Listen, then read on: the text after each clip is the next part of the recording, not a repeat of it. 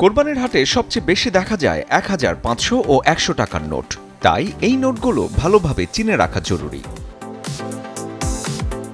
১,০০০ টাকার নোটের সামনের অংশে আছে জাতীয় স্মৃতিসৌধ। ব্যাকগ্রাউন্ডে দেখা যাবে পাতা ও কলি সহ প্রস্ফুটিত জাতীয় শাপলা ফুল। আর নোটের পেছনে আছে জাতীয় সংসদ ভবনের ছবি। ৫০০ টাকার নোটের সামনে আছে জাতীয় শহীদ মিনার, সাথে শাপলা ফুলের নকশা। আর পেছনে রয়েছে সুপ্রিম কোর্টের ছবি। ১০০ টাকার নোটের সামনে আছে ঐতিহাসিক ৬০ গম্বুজ মসজিদ, সাথে শাপলা ফুলের নকশা। আর পেছনে দেখা যাবে সুন্দরবনের ছবি।